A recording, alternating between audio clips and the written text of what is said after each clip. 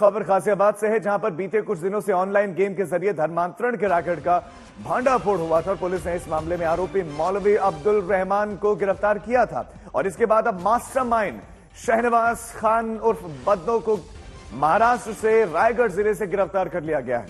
यह बड़ी खबर आपको दे दें, अलीबाग शहर से उसे गिरफ्तार किया गया है और आरोपी ठाणे जिले के मुंब्रा का रहने वाला है।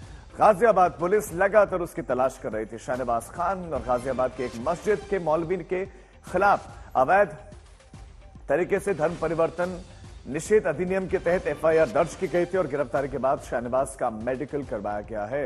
ऑनलाइन गेम के जरिए ये बच्चों का ब्रेन वॉश कर रहे थे, उनका धर्मांतरण करवा रहे थे और अलग अलग जगहों से केसेस सामने आए थे जहां पर उन्होंने धर्मांतरण करवा तलाश की जा रही थी और आखिरकार पकड़ा गया शहनवाज बद्दो।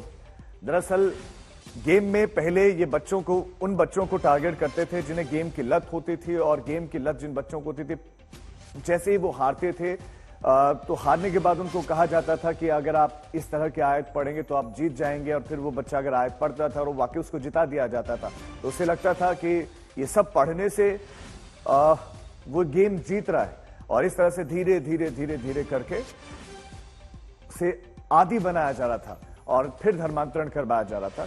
लेकिन अब इस मामले में कामयाबी मिली है, पुलिस को गिरफ्तार कर लिया गया है। शहनवाज बद्दो को मौलवी पहले ही गिरफ्तार कर लिया जा चुका था और अब इस गिरोह के मास्टरमाइंड शहनवाज को भी पकड़ लिया गया है।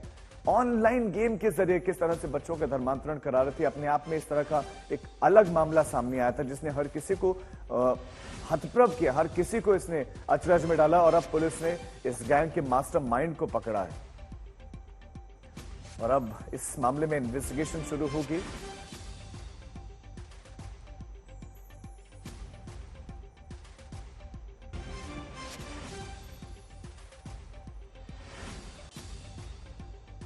तो ऑनलाइन गेमिंग की लत का जो है किस तरह से कुछ लोग गलत फायदा उठाते हैं, इसका अंदाजा आप इस केस से लगा सकते हैं। हालांकि अब इस केस से जुड़े हुए एक एक शख्स तक पुलिस पहुंच रही है। गाजियाबाद से जब ये मामला सामने आया तो पता चला कि सिर्फ गाजियाबाद नहीं और राज्यों में भी इन्होंने उन बच्चों को टारगेट किया, छोटे बच्चों को ही टारगेट कर रहे थे, इनके निशाने पर बच्चे थे और क्योंकि बच्चे एक सॉफ्ट टारगेट होते हैं, उनको जो उनके दिमाग में भरा जाए वो आसानी से उसका अनुसरण करने लगते हैं, उनको वो उसी रास्ते पर चल पड़ते हैं। और वो जब बच्चा गेम खेल रहा होता था, जब वो हारता था तो हारने के बाद बच्चे मायूस हो जाते हैं और फिर वो इस जुगत में रहते हैं, इस कोशिश में रहते हैं कि वो जीतें कैसे। और ये इसमें मौलवी भी शामिल है, इस गिरोह के सदस्य भी शामिल हैं। वो बच्चों को उनके दिमाग में फीड करते थे कि अगर आप ये आयत पढ़ोगे या आप इस तरह से कोई भी आयत पढ़ोगे तो आप इस गेम को जीत जाओगे और बच्चा फिर जीत जाता था। एक्चुअल में बच्चा जीतता नहीं था, उसको जिता दिया जाता था क्योंकि पूरे गेम को ये लोग पीछे से कंट्रोल करते थे।